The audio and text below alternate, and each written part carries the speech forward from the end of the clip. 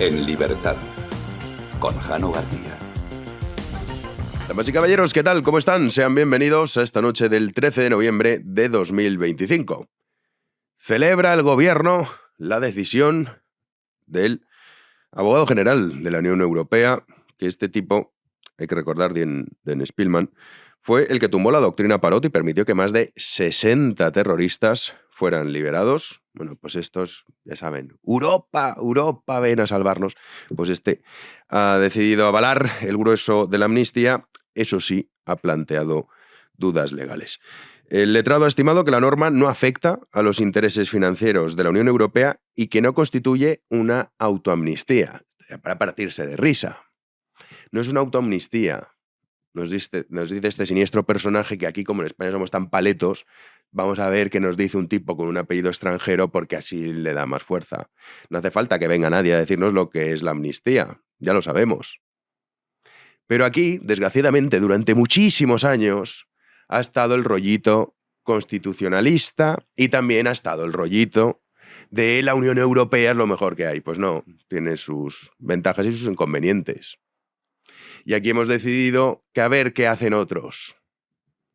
Lo hemos fiado todo a eso, a ver qué se escribe en un papel. El positivismo lamentable de nuestro tiempo. Y ahora muchos, claro, que dicen. Al principio era, no, es que la amnistía está mal porque es inconstitucional. Bueno, el Constitucional ya ha dicho que pa'lante. ¿Y dónde está el argumento? Bueno, pues este hombre dice que no es una autoamnistía cuando la amnistía la redactaron los propios implicados. O sea, ya me contarán ustedes. Pues bueno, Spillmann, como digo, ha avalado ese grueso de la amnistía y ha decidido estimar que no afecta a los derechos financieros de la Unión Europea y que los 12 encausados por terrorismo pueden también beneficiarse de ella por no vulnerar gravemente los derechos humanos. No obstante, ha planteado algunas dudas procesales respecto a que se imponga antes la exoneración de responsabilidades, excluyendo a las partes interesadas, ya que puede vulnerar su derecho de tutela judicial efectiva. ¿Esto quiere decir que Puigdemont va a volver o no va a volver? Pues hombre, no se sabe. Ahora, sin duda, lo que puede haber sido un portazo, pues le deja la puerta abierta. Europa, que tantos quieren algunos. Ay, menos mal Unión Europea. Ay, menos mal Constitución. Claro, cuando tú defiendes las cosas por este tipo de asuntos meramente positivistas, pues luego pasa lo que pasa. Y a ver ahora qué es lo que ocurre, porque aquí estamos depositando el futuro de toda una nación en un puñadito de jueces del Supremo, magistrados. Esa es la realidad.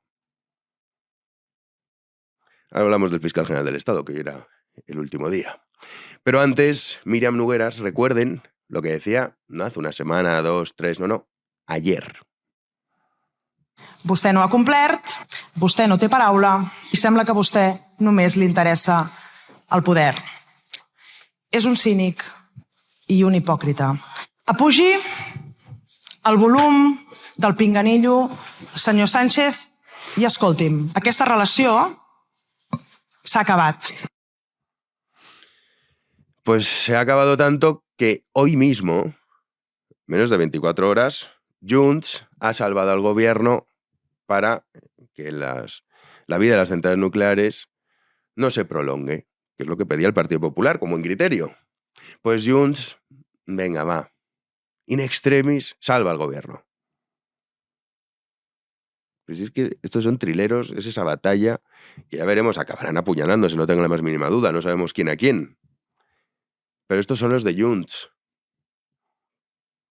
en el que también parte de la derecha española deposita su confianza y es que una moción no porque no nos apoyan. Si es que tú no tienes que gobernar, lo hemos dicho en numerosas ocasiones, bajo ningún concepto con esta chusma, que son enemigas de la nación. No hay nada que hablar con ellos, no hay nada que ofrecerles. Nada. Pues hoy había algunos decepcionados porque se fían de esta banda. Pues son trileros y uno nunca sabe por dónde puede salir. Es lo que más convenga. Pero, hombre, evidentemente no vas a ser tú, si se supone que lo que defiendes son los intereses de la nación española, el que les dé lo que les interesa a aquellos que quieren destruirla. Vamos, puro sentido común, pura lógica. Pues desolación. ¡Ay, que nos han fallado, Junts!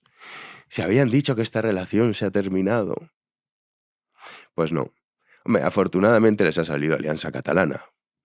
Yo aquí lo he dicho en numerosas ocasiones y lo mantengo. O sea, las ganas que tengo de que destrocen por completo ese partido. Hay dos rameras que son las principales del Congreso de los Diputados. Está el PNV. Todavía no existe ese fenómeno en las Vascongadas, ojalá pronto. Y Junts, que ya en su época con CiU también lo mismo. Lo peor de lo peor. Bueno, pues estos contentos hoy. Ay, bueno, mira, quizá Pucci pueda volver. Pues venga, nos reconciliamos, Pedro. Ese matrimonio tan lamentable. Los hijos, los que peor lo pasan generalmente en estas circunstancias, en este caso somos los españoles. Vamos con Mariano Moreno Pavón, que dirán, ¿este quién es? Bueno, este es el exgerente de la PSOE, en su momento, que han trascendido sus declaraciones en el Supremo. Y claro, es alucinante lo de esta gente que se creen que el Supremo es lo mismo que la vida política. Y es que a su ganado les cuentan una cosa y la contraria. Al rebaño les dicen A y B, y como el rebaño pues, no se entera, pues donde nos digas, ahora por aquí, ahora por aquí, por allí. Pero claro, esto el Supremo no va así. Fíjense en esta declaración. Yo no alcanzo a comprender el sentido que tiene, si el dinero está en el banco, contratar una empresa de seguridad para que lo lleve a la caja y con la caja, con el dinero de la caja, pagar esas liquidaciones, en lugar de hacerlo directamente por el banco. ¿Por qué se hacía en metálico? Es que no entiendo qué ventaja tenía para ustedes. Bueno, yo es verdad que esto ya era así cuando yo llegué como gerente. Es decir, está dentro de la cultura organizativa del funcionamiento, ¿no? Normal de la Comisión Ejecutiva Federal, en el sentido, y sobre todo por lo que yo creo que se hacía, es porque también muchos trabajadores y trabajadoras que tenían actos públicos a lo largo del año, bastantes, por ejemplo, o desplazamientos en el territorio, pues lógicamente muchas veces tenían, ellos anticipaban también sus gastos y estaban deseando prácticamente llegar a Madrid para que la liquidación se le fuera hecha por caja. Impresionante. El juez pregunta, ¿y pero esto para qué? ¿Qué sentido tiene? La justificación que da, pues lo mismo. ¿Y para qué hacen ustedes toda esta historia? Con lo sencillo que es, de hecho es mucho más sencillo de la otra manera. Pues así responde. Estos pagos en efectivo, que ha estado Óscar Puente en X haciendo vídeos, pues eso, para el rebaño, diciendo, mirad, ¿veis cómo esto es verdad? Que me he hecho un vídeo en un avión con un sobrecito con dinero. Es lo que hacemos habitualmente. Y bueno, hay que recordar, ya escucharemos a la secretaria, que en un principio, que fue Javier Chicote de ABC, cuando publicó Javier Chicote esta praxis, salieron diciendo que no, que mentira, que jamás, nunca, bajo ningún concepto. Pues esto va con el relato, bueno, uy, pues ahora esto.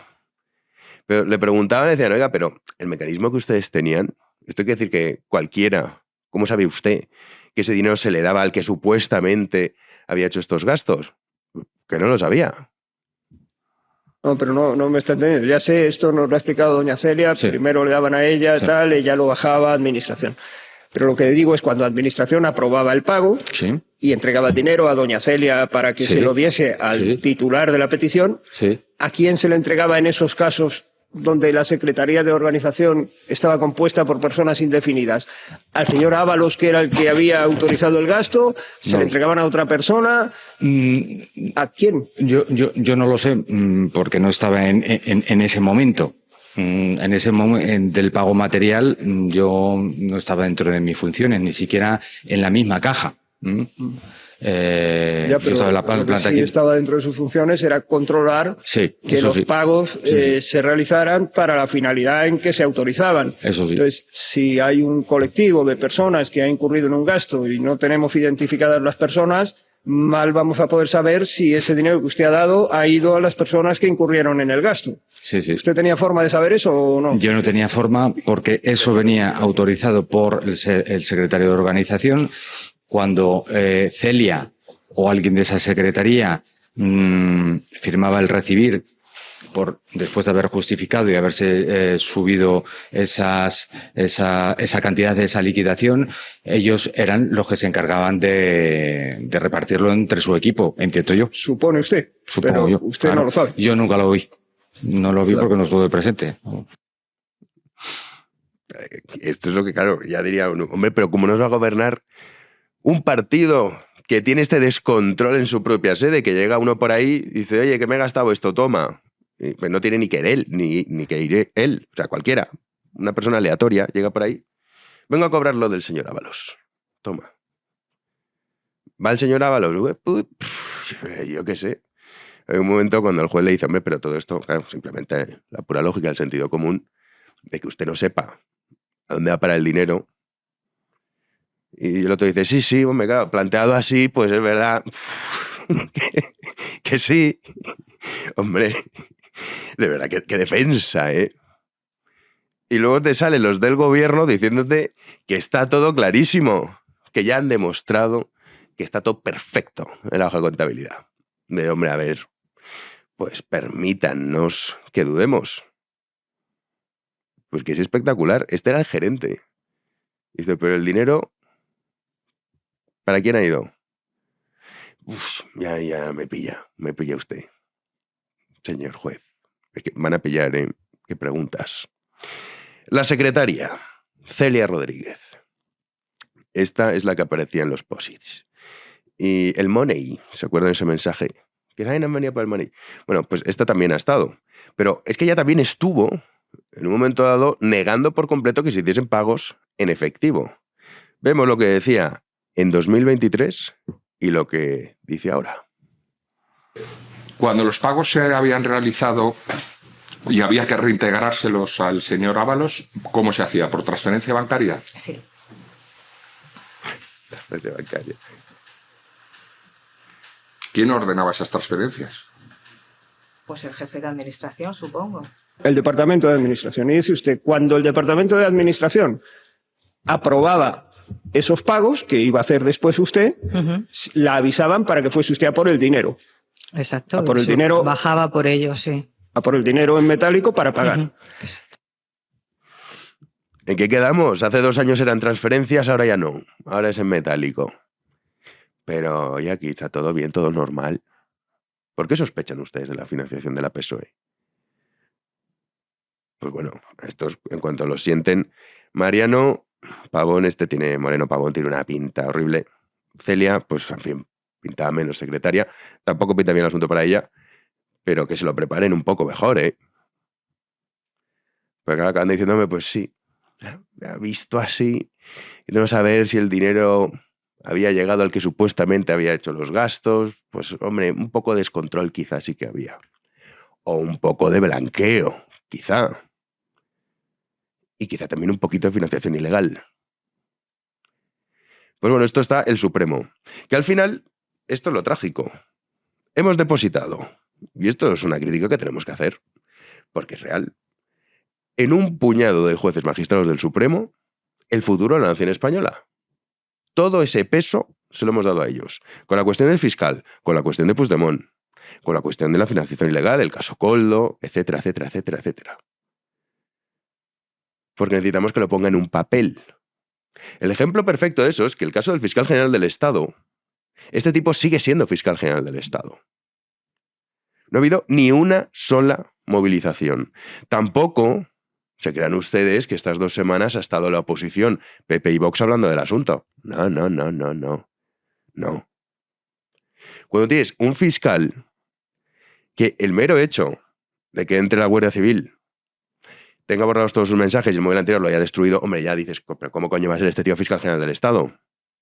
¿Cómo va a ser simplemente con el alegato que hizo ayer este hombre? Una cosa disparatada. Diciendo que la verdad no se filtra, la verdad se defiende. Hicimos el símil de la verdad con el historial de Internet de Pilar Alegría o de Félix Bolaños. Me da igual, podemos coger también en el propio Álvaro García Ortiz en su momento. Y ese siniestro personaje es el fiscal general del Estado. Y ahora estamos esperando a ver si el Supremo, si esos magistrados, lo condenan o no.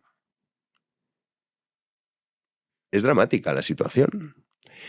Pues salía, hoy era el informe de las partes, ya el último día, y ahora escuchen la locura, el disparate respecto a ese borrado que dicen que qué más da. Pero luego, ojo a lo que añade. Aunque lo hubiese filtrado, como ya lo tenía mucha gente, ¿qué importa? La divulgación de las noticias, la filtración a la prensa jamás se produce por medios electrónicos. Por lo tanto, el que se hubieran conservado las informaciones en los dispositivos móviles del fiscal general del Estado no hubieran permitido nunca que se averiguara el delito al que nos estamos refiriendo. Aún en la hipótesis tremenda, que nunca contrastada, de que el fiscal general del Estado hubiera hecho llegar a la prensa el célebre correo de 2 de febrero una vez que lo tuvo en su poder, es de todo punto conocido que eso, cuando lo hubiera hecho llegar el fiscal general del Estado, era impune, puesto que la noticia ya era conocida por muchos medios de comunicación. Fíjense, ¿eh? Es impresionante. Bueno, recordemos qué es lo que dijo en instrucción Álvaro García Ortiz respecto a esos borrados. Si yo hubiera querido ocultar datos, hubiera cambiado el 30 de julio, que es cuando se eleva a la exposición razonada del Tribunal Supremo de Justicia, o lo hubiera cambiado el 15 o el 16 de octubre, que es cuando el Tribunal Supremo acepta esa exposición razonada. Bueno, es que es exactamente lo que hizo. Es exactamente lo que ayer relató la UCO y estos han aceptado. ¡Ay, vaya, nos han pillado! Sí, es verdad. El mismo día en el que se abre la causa es cuando liquido todos los mensajes. Y ¡ay, el móvil ya no lo tengo! Y el anterior lo he destruido. Este es el fiscal general. Y no vale decir, bueno, es que el Supremo a ver qué dice la sentencia. Que no tendría que ser fiscal general del Estado.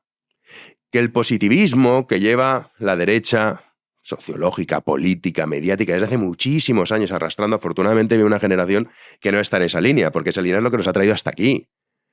Hasta el punto de la amnistía, es que yo estoy en contra porque no es constitucional.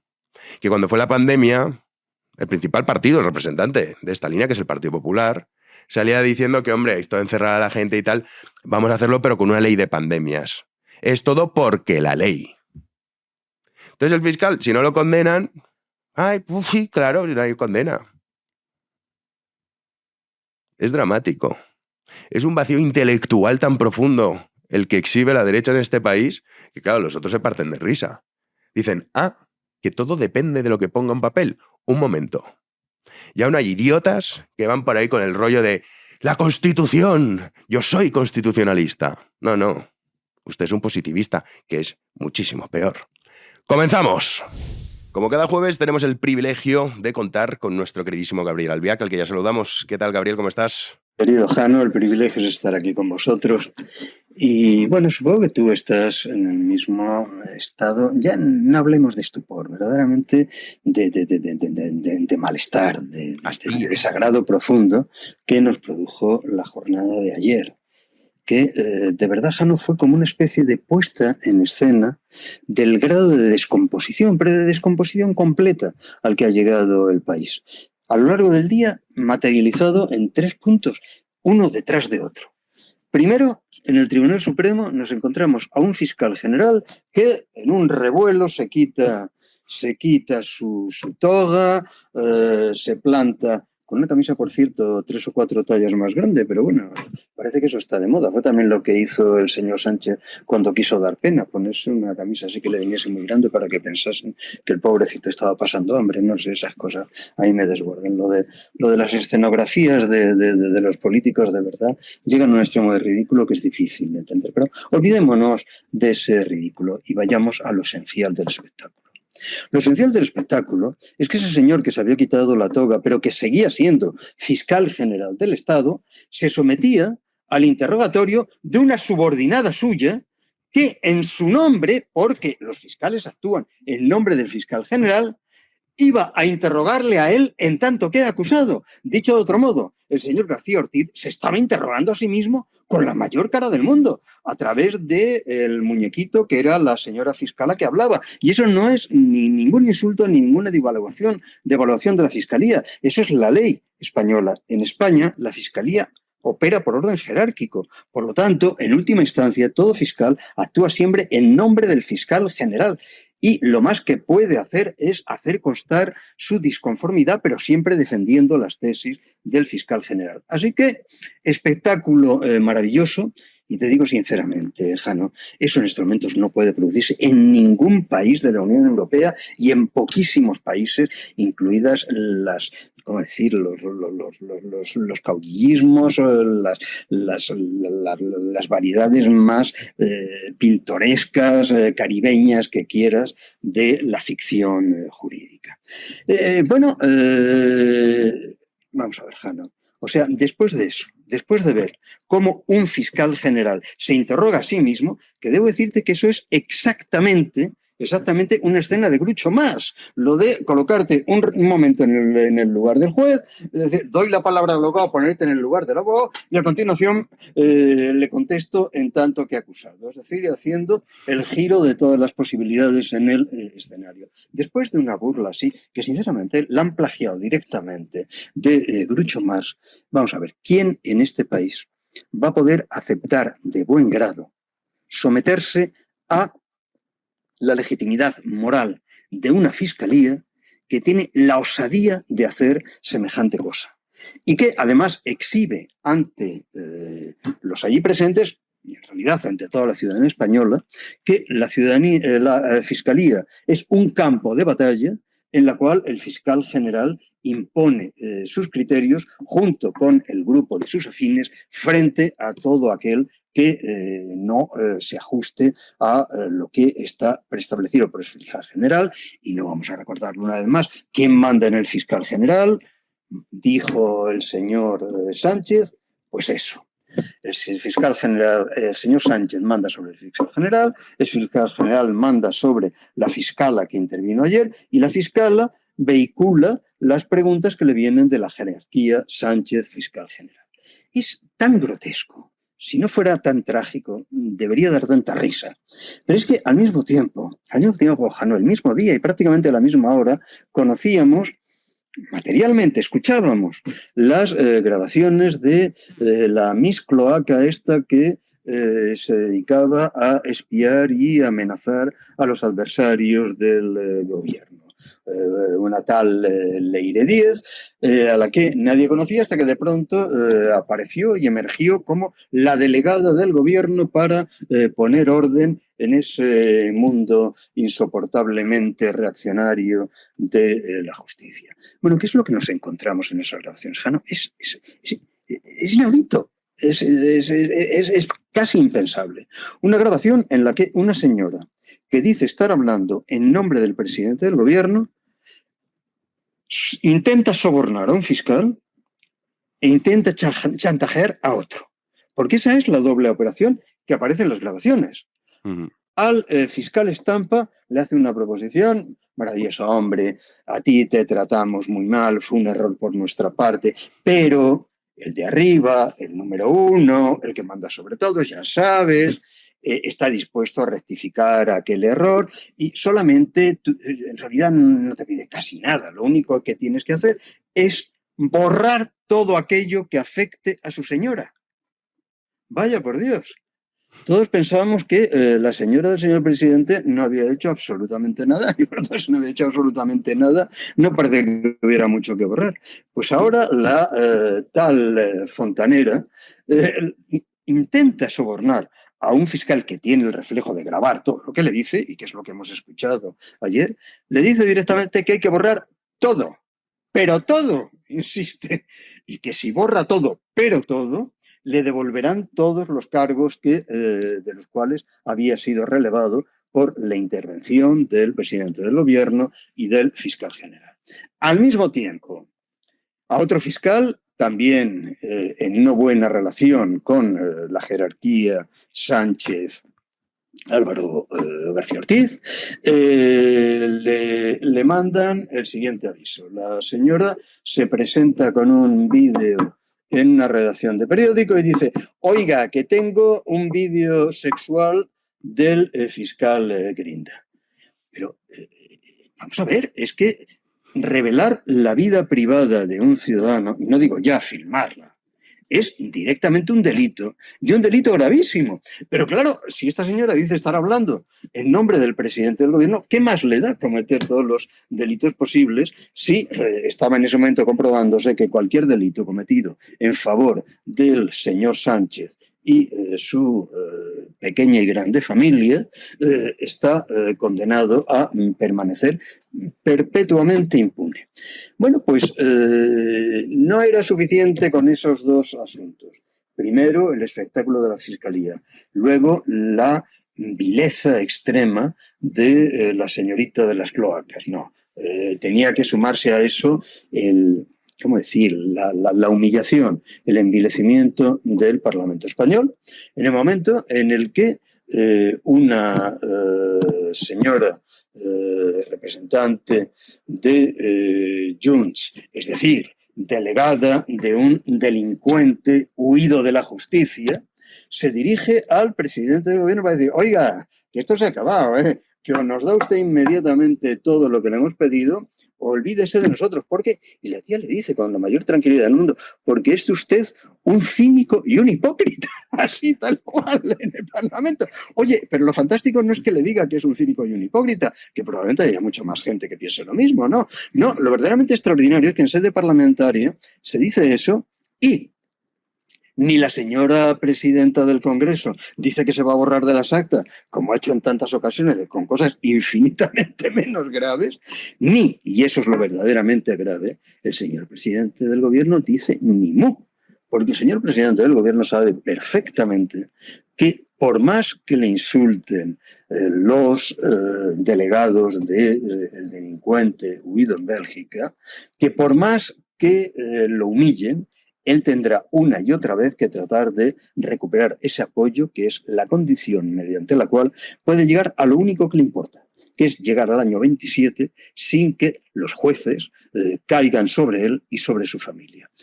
En fin, ¿cómo te diría, Jano? Es que ver esos tres espectáculos coincidir, cruzarse en un mismo día, es de algún modo tener tan insultantemente palpable el espectáculo de la descomposición de un país, y ya lo hemos dicho muchas veces, bueno, tratamos de reírnos de eso, aunque suene la risa un poco amarga, pero más allá de la risa, lo que estamos es jugándonos nuestro presente y nuestro futuro. Gabriel, sobre esto que comentas, claro, uno dice, bueno, ¿y qué nos queda? Pues el panorama es tal cual lo has comentado tú, y es que te queda el Supremo y ya está. O sea, estamos depositando el futuro de la nación en un puñadito de hombres.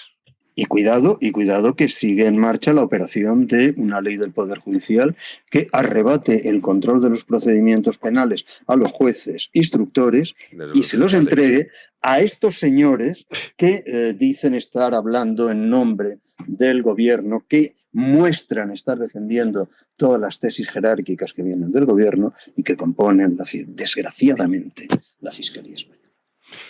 Pues así es, Gabriel. Nosotros dejamos constancia y hacemos lo que podemos. Es ya lo único que podemos hacer, decir que esto sería considerado tan absolutamente intolerable, tan motivo más de risa incluso que de enojo en cualquier país europeo, que, mira, más allá incluso del horror que nos produce, da vergüenza el ridículo internacional en que nos está poniendo.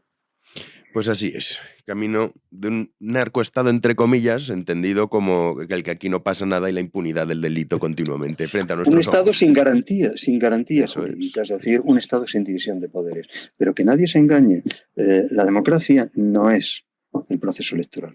La democracia, desde su fundación, es la división y blindaje de los poderes. Sin división y blindaje de los poderes podrá haber todas las elecciones que se quiera, pero no hay democracia. Pues lo contaremos la semana que viene a ver con qué nos deleita esta mafia que tenemos por todos lados, gobernando, la fiscalía, en fin, todo grotesco. Es una atrocidad.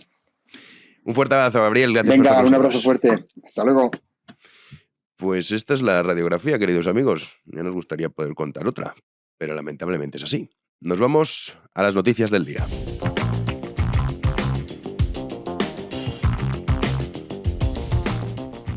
Recibimos un día más a nuestro querido Juanan de Nurber. ¿Qué tal, Juanan? ¿Qué tal, Jano? Muy buenas noches. ¿Cómo va ese trancazo que te veo ahí? Como para no estar... Mira, 2 días en el Supremo, cerca de Álvaro García Ortiz, pues me he puesto malo, claro. Claro, al final todo se contagia, Jano. Sí. Día negro, oye, para los positivistas. Eso te iba a decir. Sí. Un señor con sobrepeso, que generalmente es el caso, con un apellido, es verdad, muy exótico, muy del norte, viene a decirnos aquí si esto está bien o está mal. ¡Qué paletos! Eso te iba a decir. Qué acomplejados. Me va a decir a mí que no. Ha salido una letona hablando. Ha salido Spielman. A mí qué coño me importa lo que digan esto para decir si la amnistía está bien o está mal. Ya me dirás tú, una persona de Letonia, Letonia o cualquier otro país de Europa, me tiene que decir a mí, aquí en España, cómo deben funcionar las cosas. Sí, es así. Sí, porque le ha dicho von der Leyen y todo. ¡Ay! Pero ¿qué cojones es esto? Es dramático, macho. Sí, no, es de un catetismo tremendo, porque a mí que lo diga Europa, pues muy bien, ¿y qué? Pero ese es el problema, hay que decirlo, la derecha durante muchísimos años, ¿verdad? Que viene una generación que es diferente, pero el rollo de los constitucionalistas están en peligro. El otro día es que escuchaba a Aznar con este rollo. El único partido constitucionalista, como habla él, que queda es el Partido Popular. Gran tragedia. Porque con tu constitución repugnante estamos en esto. Todo eso sí, muy legal y muy fetén. Como Casado, cuando decía, oye, vale, vamos a encerrar al personal, a que no puedan despedirse sus seres queridos, todo esto muy bien con el delirio del COVID, pero hazme una ley para que yo pueda ir diciendo, es que es ilegal. Claro. Que la derecha, que intelectualmente da pena. Acuérdate de esa ley de pandemias famosa que quería rescatar. Que le parecía mal, dices que esto, sígame usted la ley. En fin, viva Europa. Pues Europa, ahí tienen a su Europa, querida. En fin. No, y si tuvieran que argumentar la caída de España desde una perspectiva constitucionalista, pues también lo aceptarían, porque claro, como entra dentro de esos márgenes de la Carta Magna y de las leyes y tal, pues nada, que España se vaya al guano y ya está. No... Pero de forma legal. Pero de forma legal, claro. Estos cabrones hubiesen sido la época nazi. Hubiesen sido los primeros en defender las leyes de Nuremberg. Te lo digo porque cuántas veces el argumento es que esto es una ilegalidad. Bueno, a ver, un momento. O sea, ¿qué es una ilegalidad? Que vaya a despedirme de mi madre moribunda en pandemia, pues que la den por culo, con todo el perdón, a la ley. Pues estos no. Es que no, es una ilegalidad. ¿Qué seres? Acuérdate de la policía de balcón.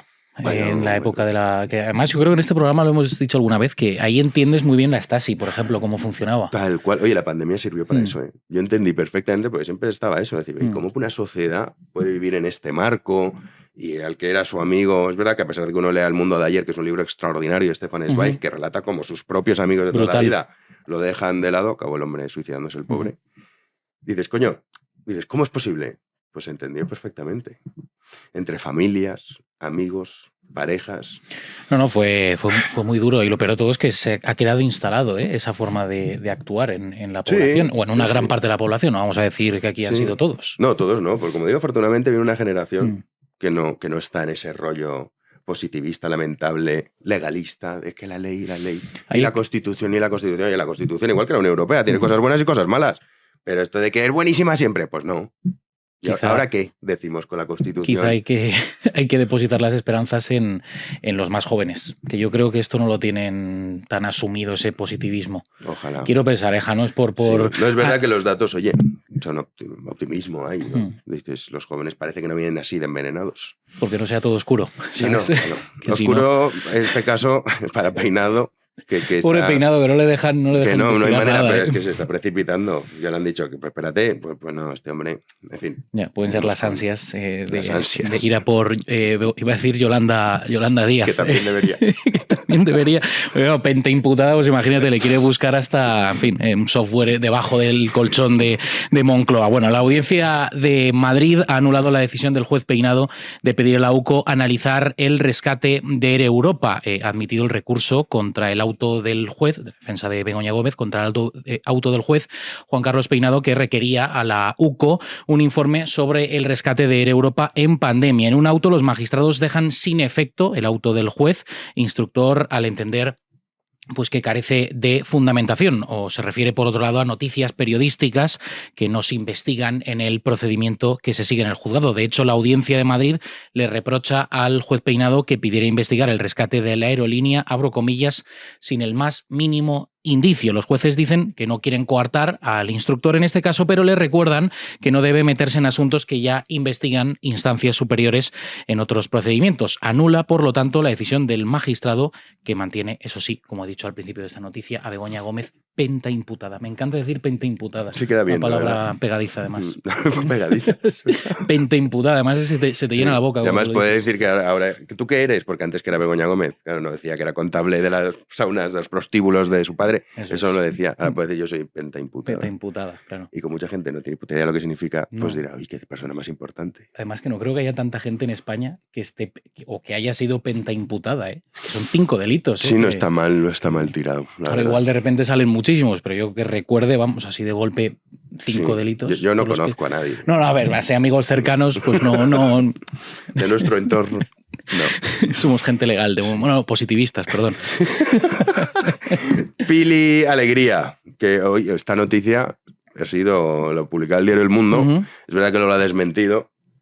Pero bueno, a ver en qué queda. Vamos a contarlo. A ver, es que el PSOE también lo niega todo, como el disco de Sabina, y ya está. Aquí no ha pasado nada. O sea, siempre es lo niego todo. Sí, la PSOE todo es mentira. Tajantemente. Hasta que luego se demuestra la verdad y entonces ya buscan otra cosa. Claro, ya no les queda más remedio pues eso que buscar otra opción. Pero desde luego ha sido una noticia llamativa la que publicaba el diario El Mundo, porque Pilar Alegría ha sido acusada de sobornar con 60.000 euros a un cargo del PSOE de Aragón. Es lo que ha dicho José Luis Sansón, que es expresidente socialista de la comarca de Cariñena. Empleó su última palabra en el juicio en el que se le acusa de prevaricación para denunciar en sede judicial haber recibido presiones por parte de la flamante ministra portavoz de Moncloa. Hablamos de cuando esta era delegada del gobierno en Aragón para que se retirase la denuncia que interpuso contra Félix Bolaños tras su expulsión del Partido Socialista. En ese momento Bolaños era secretario de la Comisión Federal de Ética del Partido Socialista.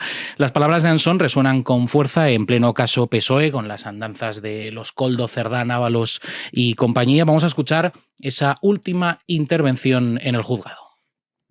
Después de la última resolución, pasan unos días, semanas, Pilar Alegría me llama. Quedo con ella en Zaragoza. Ella me dice que deje el partido, que deje la comarca, que retire las denuncias de los compañeros socialistas y de los amigos y que no me preocupe, que el partido estará conmigo. Sabe que he tenido empresa de construcción y me dice que en Navarra pues que me busca tendré un trabajo que no tengo que trabajar. 60.000 euros. 60.000 euros. Supongo que anuales sería, ¿no? Pues eso quiero entender. Porque si no, coño, ¿cómo se va a retirar esto? Retirarte por vida, desde luego que no. Lo que pasa es que es una acusación, a mí, más que grave, concreta. O sea, que no, el tío lo ve muy detallado, con mucho detalle. Muy detallado. No, es que me ofrecieron un contacto, o sea, un contrato de tal. Yo aquí veo como mucha concreción. Sí, pero a ver, este hombre luego sí puede demostrarlo. Pilar Alegría ha dicho que va a presentar acciones legales. Acciones legales y vuelvo a lo del disco de Sabina, lo niego todo. Claro, la PSOE que ha reconocido de todo lo que ha pasado estos últimos meses, absolutamente nada. No, la verdad es que Bueno, poco. Sánchez admitió que, una o dos papeletas. Sí, pero yo gané por más. Pero claro, gané por 20.000, ¿no? Claro. Entonces, pues, ¿qué más da que manipulen mientras yo gane? Eso es un canteo. Es que es todo muy fuerte, sí. Macho. Pero claro, como es que no hay una sentencia, entonces, ¿cómo me va a decir si no me lo dice un papel? Efectivamente. Estados Unidos, oye, esto es un delirio, ¿eh? Va a denegar la entrada a gente obesa con cáncer o con diabetes. O con diabetes. Te bueno, prometo, o sea, el visado.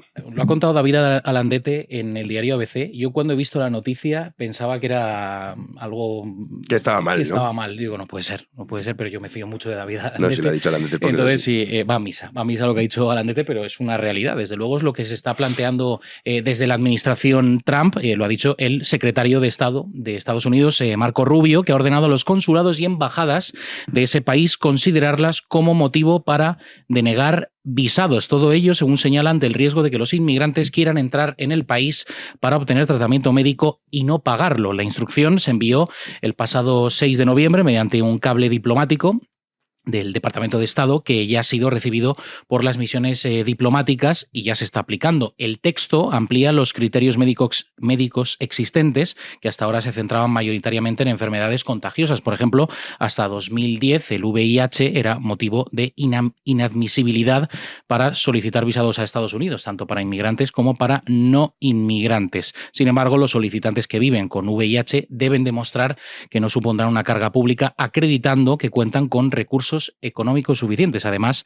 de un seguro médico que cubra sus tratamientos y necesidades sanitarias durante su estancia en el país. Pero se ampliaría, en este caso, Jano, para gente obesa, que claro, ¿quién establece también esos, claro, o sea, ¿cuántos kilos? Esos parámetros? ¿Cuántos kilos? ¿No? O sea, kilos? habrá una báscula como en las aerolíneas cuando te miden el grosor o la longitud de la maleta. Sí, pero lo que me ha sorprendido más de todo es eso. Los obesos no, pero ¿quién? Claro. O sea, ¿cuánto es? Que la obesidad, pues, bueno, a ver, imagino que en términos médicos habrá sí, pero puntos concretos. ¿Qué haces? Pero... ¿Pesas al hombre al llegar? Todos vamos a tener que pesar ahora para llegar a Estados Unidos.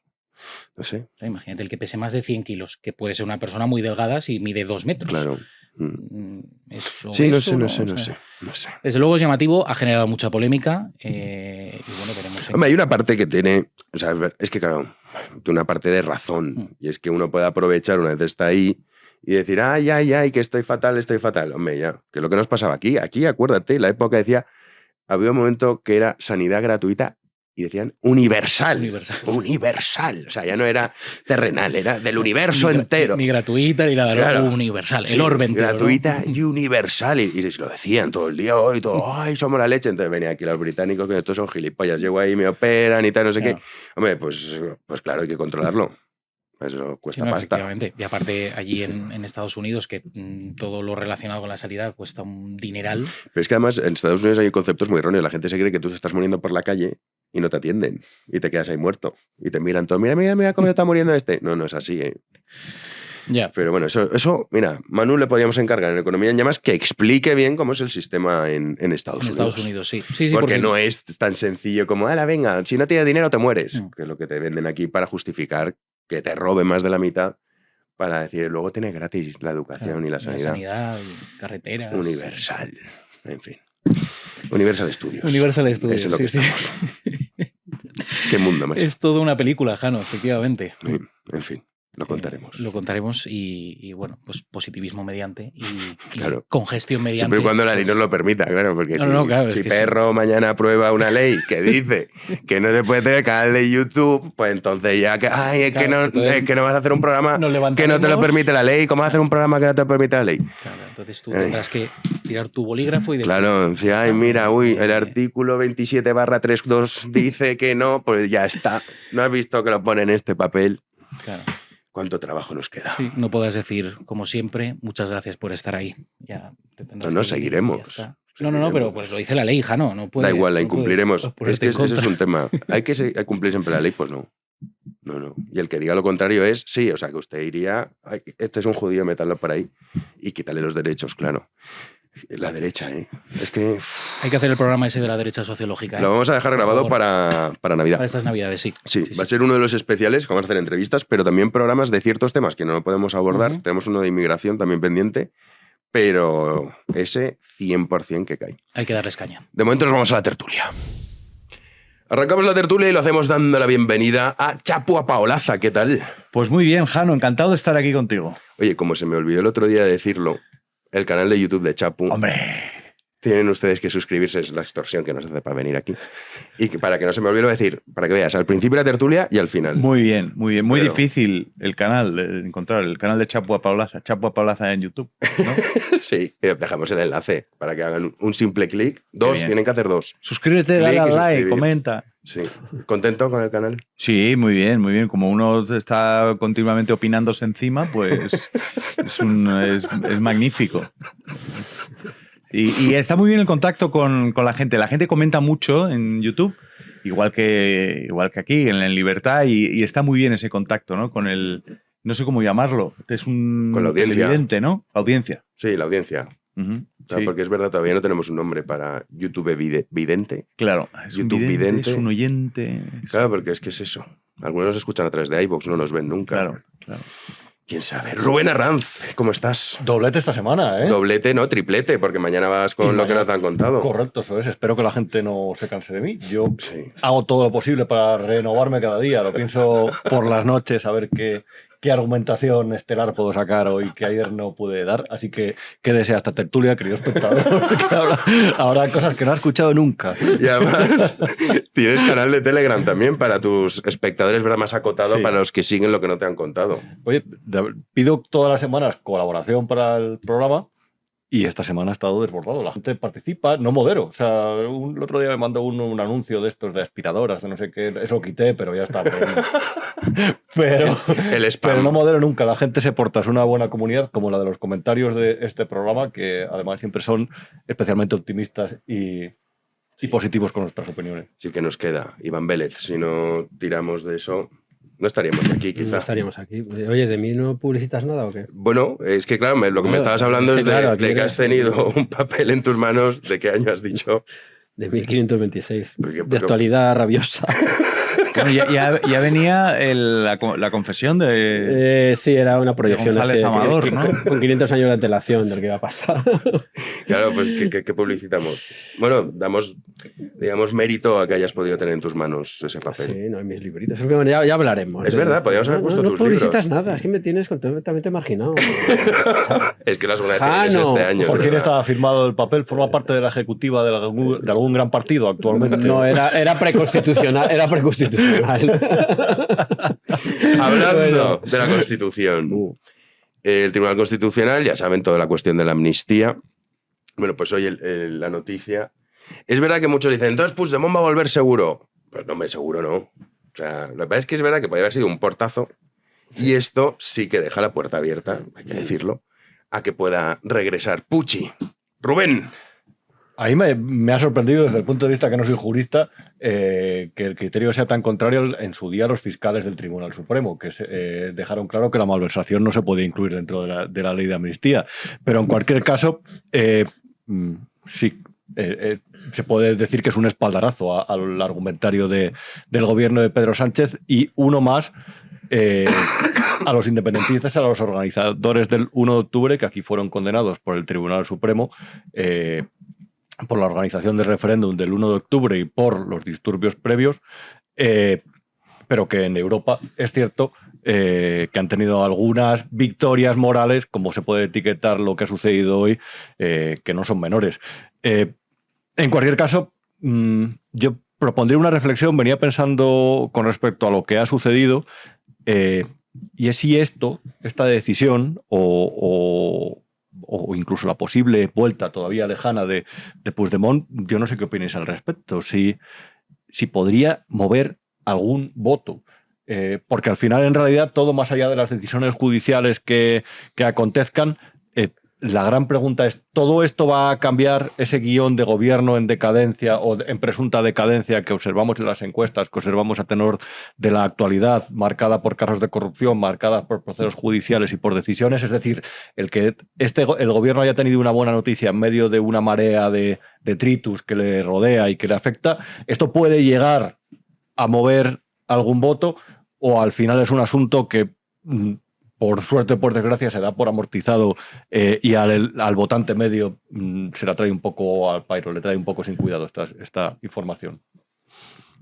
Yo creo que trae sin cuidado, ¿no? Es que ahí está la clave. Me parece a mí que sí. Porque a lo mejor sucede un poco como con el juicio a Álvaro García Ortiz, que de verdad provoca ríos de tinta, pero desde el punto de vista del ciudadano de la calle, tampoco es una cosa que se traduzca en grandes cambios en la opinión pública. No, eso es cierto. No, por añadir un poco a esto de Europa, a mí me sorprende, es una fórmula retórica la que estoy utilizando, claro, es una sorpresa impostada, ¿no? Esta fe europeísta que existe todavía en España. O sea, en Europa nos salvarán, pero eso qué infantilismo, ¿no? Vamos a ver, Sánchez es el más dócil europeísta con el que pueden soñar los burócratas de Bruselas. Eso para empezar. Puigdemont no está, durante estos 7, casi 8 años, nos caminamos hacia el 8º año, me parece, refugiado ya estamos en el 8º año, si no me equivoco, 17, sí. No ha estado refugiado en Ulan Bator, ha estado en Europa. Entonces, bueno, encajan esas piezas. De cara a lo que interesa al PSOE, que de algún modo está conjugado con nuestros intereses, entiendo yo, que de cierta Europa, la llamada Europa de los burócratas. Bueno, pues Sánchez, un poco volviendo a lo que decíamos la semana pasada, Jano, que ya ves que he venido 2 veces seguidas, sí, claro, cosa inaudita. Tú decías, no les ha dado nada. Bueno, pues para el votante del PSOE puedes decir, no les hemos dado nada a los independentistas, a los secesionistas, mejor, para hablar con propiedad. Y los secesionistas dicen, bueno, le hemos doblado la mano al tiránico y antidemocrático Estado español, y de algún modo es una victoria que de algún modo, estoy ya especulando mucho, neutralizaría en parte el auge que está teniendo Sílvia Orriols, que les preocupa un montón. Entonces yo creo que todos esos factores pueden estar más o menos unidos a esta decisión, que la verdad es que dependiendo del medio que leas, unos dicen que es un portazo y otros dicen que no, que es un espaldarazo. Entonces yo creo que como mínimo hay que tener en la mente este tipo de factores. Portazo no es, O sea, yo creo que no. Yo creo que he visto algún titular que no o sea, lo que no es que venga Puig mañana ya está aquí. No, o sea, tampoco es eso. Es importante reseñar que es una posibilidad lejana todavía. Sí. Pero es verdad que, mira, eso sí que es cierto. El regreso de Puigdemont sí que sería como, mirad, para sobre todo Sílvia Orriols, que yo estoy deseando que desaparezca Junts. Y también sería una victoria para Sánchez diciendo, ¿veis cómo la amnistía era impecable, aunque no esté en la Constitución? Bueno, sí, el relato, quiero decir por supuesto, que gana, que todo el sistema, para mí el sistema de la actual democracia coronada es un sistema bipartidista o tetrapartidista, es decir, un PSOE, una Alianza Popular o Partido Popular, luego un PNV y CiU, que luego van mutando en otras posibilidades. En este equilibrio se mueve, creo, el tablero. Chapu. A ver, el abogado hoy lo hablaba con John Mueller, el abogado Dan Spielman, que es el abogado general del TJUE, es un tipo que está en funciones, es un verso bastante suelto, que tiene opiniones bastante sorprendentes y el porcentaje, según parece, de veces en las que el tribunal dicta sentencia de acuerdo con la opinión del abogado, es decir, que sigue su cauce, es menos fuerte de lo que debiera ser. Es decir, que es un tipo que, bueno, que está ahí, ¿no? Este es el que tomó la doctrina Parotti y liberó a 60 terroristas, sí, sí. El Spielman este. Sí. Y, bueno, es un tipo polémico con este tipo de actuaciones, pues típica gente que les encanta, pues vamos a dar lecciones a España, claro. País dictatorial. Bueno, a ver, el sanchismo ha cultivado mucho esta noción de las lecciones que nos da Europa. Europa, que son estados de nuestro entorno, pero más avanzados que España, se supone, nos dan lecciones de Estado de Derecho constantemente y por eso hay un tipo en un tribunal de Alemania que dice que no entrega a los procesistas y no los entrega y se supone que siempre ellos tienen la razón, ¿no? Bruselas, como no nos entrega a Puigdemont, estaba mal juzgado. Bruselas, o sea, Bélgica no nos entregaba a la etarra del restaurante, que ahora mismo no me acuerdo cómo se llama, la etarra de las mariscadas, no la entregó durante 15 o 20 años, en los que decía que no lo entregaba porque no entregaba a esta mujer porque decía que en nuestro país no había garantías de que se respetaran sus derechos.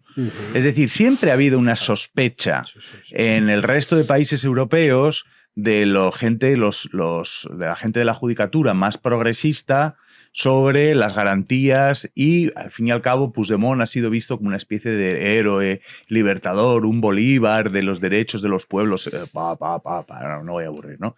Entonces, pero, por ejemplo, el Tribunal Europeo de Derechos Humanos le ha pegado 2 zurriagazos importantes a Sánchez, con la prisión preventiva y con el tema de Turull, de no poder presentarse en 2017, y ha sido muy duro. En ese caso no hemos escuchado las supuestas lecciones que nos estaba dando Europa, y el sanchismo se ha callado. Ahí no hay lección ninguna, ¿no? Porque estamos en la simetría absoluta de lawfare. Si nos dan la razón a lo que la sentencia nos conviene, pues está perfectamente dictada y esos tribunales que tienen toda la autoritas nos defienden nuestra posición. Pero en cambio, si ese mismo tribunal en que en otra ocasión estás defendiendo la autoritas te contraviene tus intereses electorales, de alianzas o partidistas o personales o familiares, pues entonces son unos cochinos ultraconservadores, ¿no? Entonces les llama la atención cuando la cuestión de la autoamnistía, dicen, no es una autoamnistía, pero si participaron redactándola. Lo ha dicho Turull, el propio Turull lo dijo, y dice, estaba yo. Además, ahora todos quieren haber estado, como el mayo del 68. Yo creo que es el aspecto más polémico, porque el mero hecho de que durante los hechos que antecedieron al 1 de octubre se utilizara o perjudicara los intereses económicos de la Unión Europea, por definirlo así, yo creo que eso era evidente que se podía descartar, porque no había un nexo directo entre los fondos europeos europeos y los fondos que se utilizaron para la organización del referéndum. Ahora bien, la cuestión polémica entiendo que está en la autoamnistía. Es verdad que Turull ha dicho eso, pero a lo mejor también es complejo probar que no es una ley redactada por la persona que ha sido amnistiada ad hoc. Ahora bien, simplemente quisiera subrayar que unos días antes simplemente de las elecciones, cuando es que de hecho no se sabía ni siquiera que Pedro Sánchez iba a obtener un resultado electoral tal, o que la derecha iba a obtener un resultado electoral tal que iba a permitir revalidar el gobierno. Pero se da la circunstancia que unos días antes negó la posibilidad de que se produjera una amnistía.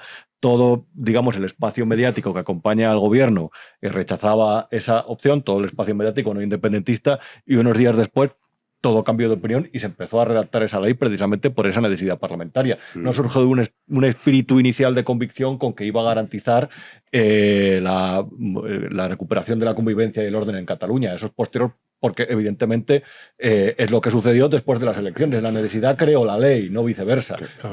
Yo creo que aquí hay un problema, porque esto mucha gente no es como qué mazazo. Yo creo que hay un problema, digamos, de base, y hablo de la derecha política y sociológica. Cuando tú has fiado toda tu suerte o las cosas te parecen bien o mal en función de lo que diga un papel, pues es que el papel puede decir algo que te venga bien o que te venga mal. Claro. Entonces está diciendo, no, es que la amnistía mal porque es que no es constitucional. Llega el constituyente y te dice, sí. ¿Qué dices? O sea, claro. Yo creo que eso es un problema de base, que por eso ahora hay mucha gente que dice, ¿qué mazazo? Es un mazazo porque es como lo del fiscal general del Estado. Imaginemos que lo absuelven.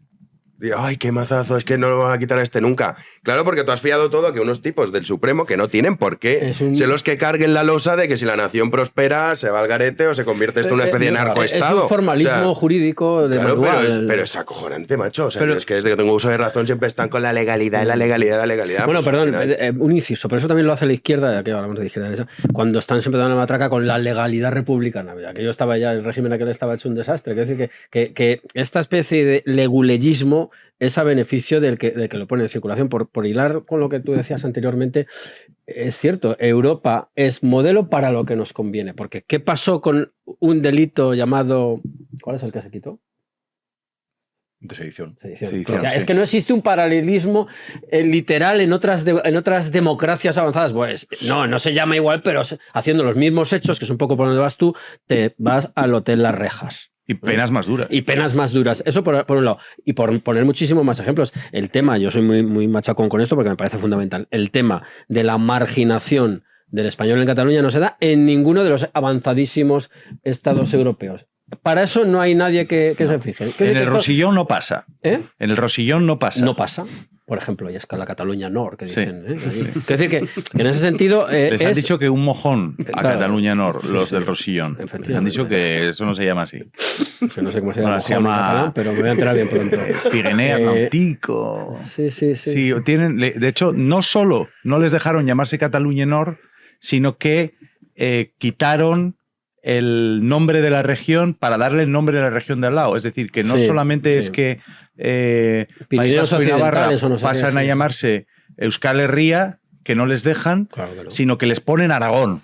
Pero ahí hay una cosa, fíjate, me habéis recordado una cosa muy curiosa. Estudié hace unos años, de una de mis rarezas y locuras, tampoco me ver aquí como alguien normal. No digas todas, pero... Las ayudas que daba el Boletín Oficial de Cataluña, el diario oficial de la Generalidad de Cataluña, a las diferentes asociaciones por la edición de publicaciones en catalán, no solamente periodísticas. Me llevó varias mañanas hacerlo, lo típica locura. Bueno, y es muy curioso, porque ahí se ve precisamente que en el Rosellón ellos en publicaciones, en asociaciones, en organizaciones invierten dinero, también en la Comunidad Valenciana y hasta en Yecla, y por supuesto en Baleares. Claro. Es decir, ellos, aunque desde el punto de vista de la geografía política no sea parte de esa comunidad autónoma y ellos hay ahí un valor histórico que forma parte de la paja mental del nacionalismo independentista, pero aún así ellos no renuncian a eso. Y la propaganda la siguen haciendo. Y de hecho, hasta el propio Torra formaba parte del sistema de asociaciones asociativo antes de ser presidente, dentro de una de todas esas, que es verdad, en ese caso en Cataluña, que cobra dinero público por extender ese mensaje independentista. Y es muy curioso porque el 2 de octubre también hice un análisis de alguna de esas publicaciones, no solamente, por ejemplo, una revista de rock que era de Tarragona, o una revista de monjas de creo que era de Terrassa, ¿no? Pero no estoy muy seguro de eso, que hicieron editoriales en contra del referéndum. Perdón, a favor en contra de los palos que se pegaron ese día. Me interesa ese Es que documento. sucedió también en algunas publicaciones de Valencia e incluso murcianas y Baleares, porque ellos lo financian y no renuncian a ese concepto de los países catalanes. Pero allí, cuando fue Puigdemont a dar aquellos mítines durante la campaña, estaban en el primer mítin, estaban en una especie de centro multiusos, eso muy francés. La cosa sirve un poco de lo mismo baloncesto que para un concierto de los Rolling. Y entonces estaba allí dando su mítin y yo salí y estaba todo y le preguntaba a los franceses, ¿y saben quién es Carles Puigdemont? Y decían, ¿qué es? ¿Un cantante? Hombre, por el pelo, a lo mejor, viteliano, ¿no? No, él toca, ¿cómo se llama la canción de... Estaban a su Lady aire. Diana, Claro. la de... Sweet Caroline, ¿no? En fin, los que se van a su aire hasta ahora han sido los gerentes de la PSOE. Un descontrol impresionante. Es que hoy conocemos la declaración de Mariano Moreno Pavón, que era el gerente de la PSOE en su momento. El juez alucina en colores. Dice, pero oiga, pero usted ¿qué me está contando? Vamos a repasar, Juan, y así espectacular. Se le nota en el tono de voz cuando está preguntándole el magistrado Está Leopoldo flipando. Puente, porque está flipando con el testimonio, abroncó al exgerente del Partido Socialista por la forma en la que llevaban a cabo estas liquidaciones, más específicamente porque no hubiera un control específico del destinatario del dinero cuando se entregaba a un área concreta. Puente reprendió a Moreno Pavón la fórmula que empleaba Ferraz para liquidar gastos. Este era el momento, lo escuchamos. Ya, pero lo que sí estaba dentro de sus funciones era controlar que los pagos se realizaran para la finalidad en que se autorizaban. Eso sí. Entonces, si hay un colectivo de personas que ha incurrido en un gasto y no tenemos identificadas las personas, mal vamos a poder saber si ese dinero que usted ha dado ha ido a las personas que incurrieron en el gasto. Sí, sí. ¿Usted tenía forma de saber eso o no? Yo no tenía forma porque eso venía autorizado por el secretario de organización. Mal vamos. Claro, es que el otro dice, sí, como diciendo, hombre, visto así, pues claro. Ya, si no ponemos tan puntillosos. Claro. Si no están tiquismiquis de saber Pero quién que es. se acojonante, claro, este tío va a acabar fatal. Porque este va a acabar ¿A quién fue mal. al que le preguntaron? Recordad, creo que fue a Pedro Sánchez en su comparecencia en la comisión parlamentaria. sí, Le dijeron, ¿usted sabe en qué planta de Ferraz estaba el gerente? Y no supo contestar, no supo responder, claro. Yo creo que los Sánchez andan mal en el sentido de la orientación, porque su hermano tampoco sabe dónde estaba el despacho ni dónde. O sea, que se orientan fatal. Pero es verdad que tiene una memoria, hay una memoria selectiva, como en todo el sanchismo, en esas declaraciones, porque le decían, pero ¿usted ha cobrado alguna vez dinero en efectivo de su partido, en gastos o dietas? Y decía, pues ahora mismo no he podido, o sea, no lo recordaba. Y decía, ¿ha cobrado más de 1.000? No, más de 1.000 no. Es que es una cifra muy redonda. Entonces, bueno, sí, o sea, entonces es que sí ha cobrado. Claro. Quiere decir que hay... No se lo trabajan, ¿eh? No, porque es lo que dice Rubén, o sea, es el auténtico chorrafuerismo. O sea, el chorrafuerismo del Supremo quizás es un poco excesivo, ¿no? Bueno, hay que ver al hermano de Sánchez. Cuando llegó y dijo, ¿pero qué me están hablando aquí? A mí que me están contando de una oficina. Es como cuando llegas de vacaciones y no conoces la clave de tu ordenador. O sea, y vienes totalmente de una especie de rave en el que dices de pronto, ¿pero qué hago yo aquí con este señor que lleva una toga diciéndome que preguntándome por qué trabajo yo, dónde está mi oficina? Fue muy gracioso. No tengo ni idea. Fue muy gracioso lo de David Sánchez, porque cuando le preguntan, ¿cuál es el cometido de trabajo? Pues entiendo que, o sea, ¿cómo que entiendes que? Claro, cuando dicen el cometido de trabajo, pues vienes a la tertulia de Jano, pues entiendo que hablaremos de algo. Es decir, es una cosa que... Pero ese condicional, el he podido, también lo utilizó Sánchez Acera el otro día en el Bueno. O sea, debe ser una fórmula, la fórmula jurídica de moda del Consejo de Legalitas, bueno, no se puede decir la marca, ¿no? Sí, ya lo has dicho. Vale, como el Consejo de no he dicho Legalitas. Como cuando hacíamos dictámenes, cuando yo era arquitecto, no sé si lo soy ya, pero a mi leal saber y entender, y lo ponía y con esto casi me blindo, ¿no? Pero bueno, queda elegantísimo. Pero aquí hay una cosa muy curiosa, es decir, esto es hay una especie de desafío a la memoria y a la verdad todo el rato. Sí, es curioso que el propio PSOE desafíe a la memoria. Es como que delante de todos ellos hay un velo de niebla o de arenoso que les impide ver realmente tanto el futuro como, como el pasado.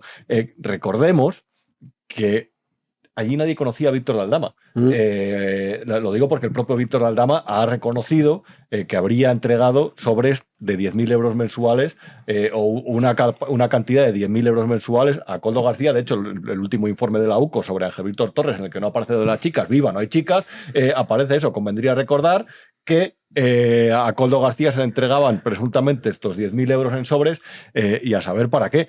Y luego, casualmente, nadie conocía a Víctor Aldama ahí dentro del partido, ni siquiera sabía Pedro Sánchez porque se había hecho la fotografía con él, ni siquiera José Luis Ábalos, el día que apareció el caso, saltó el caso Koldo, reconocía ni siquiera al propio Koldo García en las declaraciones aquellas que hizo en el Congreso de los Diputados, ni Koldo tampoco conocía en principio a Víctor Aldama, ni siquiera ningún ministro del PSOE. Luego ya el primero que reconoció algo por narices tuvo que ser el propio Koldo y José Luis Ábalos. Posteriormente, el día que Pedro Sánchez envió aquella carta a la ciudadanía y ya reconoció que le había ido a ver Koldo García a su despacho en el ministerio. También a partir de los informes de la UCO sabemos que en octubre de 2019 estos llegaron, Koldo García y José Luis Ábalos llegaron a un pacto con Víctor Aldama. ¿Para qué? Pues presuntamente para beneficiarle en sus negocios. Y oye, aquí nadie sabe nada de dónde iban esos 10.000 euros, pero de repente tenemos fotografías también tomadas de sobres con dinero en efectivo, tenemos cargos del PSOE que han reconocido que sí, que algunos pagos en efectivo pueden llegar a recordar que se realizaron, pero que nunca fueron ilegales y que el Tribunal de Cuentas auditó las cuentas y no vio nada extraño, pero oye, detrás de la capa arenosa que les rodea a todos ellos, a lo mejor hay algunas cosas aquí que chirrían, desde luego, y que el gerente le diga eso, pues para decir, bueno, pues se mueve el dinero alrededor, eres el gerente y no sabes dónde va, dónde viene. Verdad que están todos señalando a Ábalos, ¿eh? O sea, tanto él como la secretaria. Yo es que esto, el secretario de organización. Sí. Yo esto no lo sé. ¿Y quién lo sabía? Secretario de organización. Claro, Ábalos yo no sé si estará contento. Ahí la clave está en si el secretario de organización tira de la manta o no, porque la otra hipótesis es que Sánchez no se enterara de lo de su mujer, de lo de Koldo, o sea, no se entera absolutamente, es autista. No sé. De lo de Beire tampoco. No se entera de nada. Lo que pasa es que Entonces ahí depende de si José Luis tira de la manta, aunque venga sin secretaria y esas cosas. Es que en el machaca que ellos utilizan machacas en diferentes grados. Y entonces son gente muy... venga con la Agenda 2030 y muy el gobierno bonito, que luego en las primarias tenían a una escolari constitucionalista que era portero de un club de alterne y a otro machaca que era José Luis Ábalos. Entonces, en la ley de la calle, o sea, que iban bueno, José Luis Ábalos no era en ese no era momento, un machaca precisamente. pero luego nos hemos enterado que no era que tan importante como parecía, ¿eh? Pero luego lo que sucede en esos casos es que la gente de la calle tiene más honor que en la política. Es decir, en el lumpen hay más honor que en la Moncloa. Hay unos códigos distintos. Es más difícil que tiren de la manta. A Sánchez tiraría de la manta de su padre o de su madre o de su hermano, de quien hiciera falta.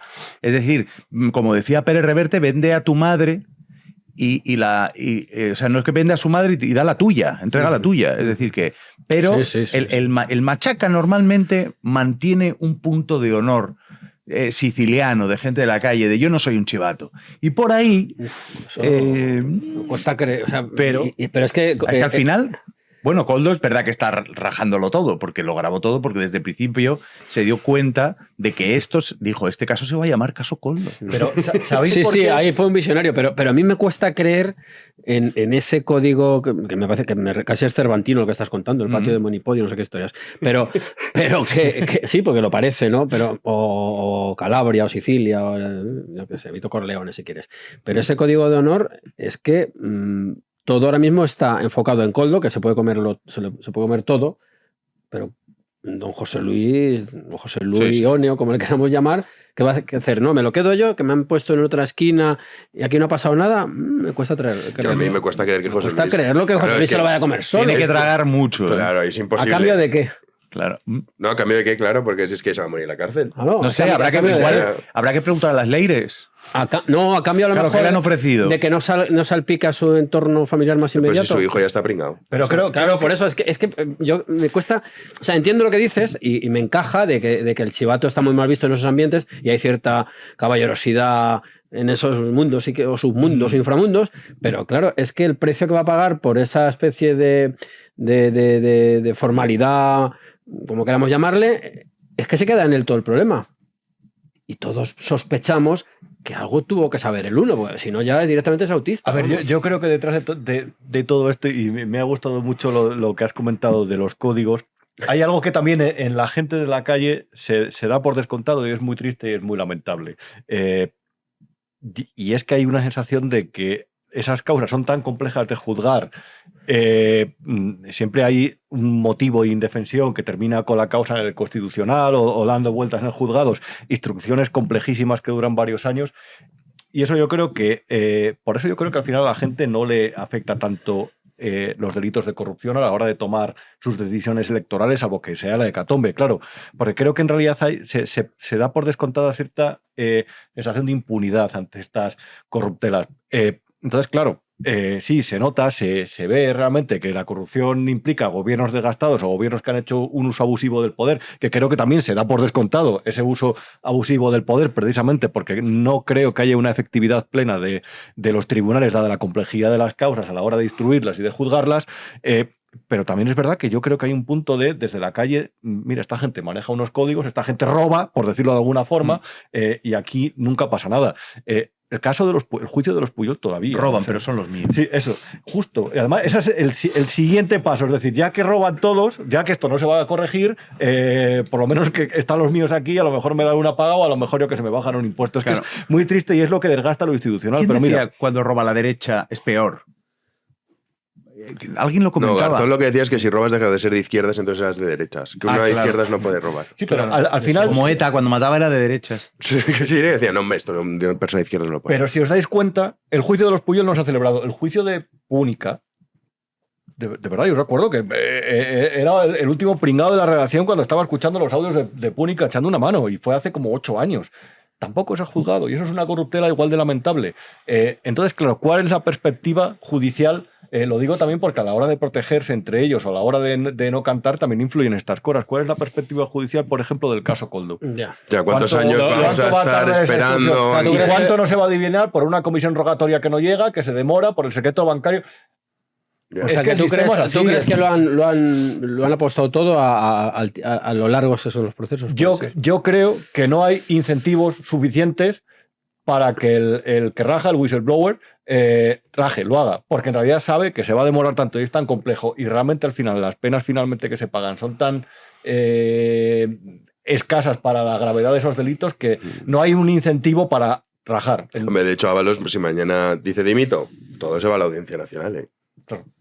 Es que esto también es que al final la censura a todo esto, una vez que has desactivado la responsabilidad política, una vez que has fiado todo a la ley y toda la ley la has fiado a un tribunal de apelación en la que te la arregla todo un tipo que se llama Cándido Conde Pumpido, pues hasta que no llegue a Cándido Conde Pumpido, los propios que deberían estar afectados, sus propios votantes, por la vergüenza de votar a un partido sobre el que planean semejantes sospechas, pues claro, dice, bueno, ya veremos. Sí, de aquí a que llegue. Pero por ejemplo, y luego te lo arregla Cándido, o sea que tranquilos. Pues mira, Cándido, precisamente, pongamos el caso de Gaspar Zarrías. Es un caso perfecto. Claro. Condenado por prevaricación continuada dentro del caso ERE, que se inició hace, ¿cuánto? 20 años fue 22 años el caso ERE. Sí.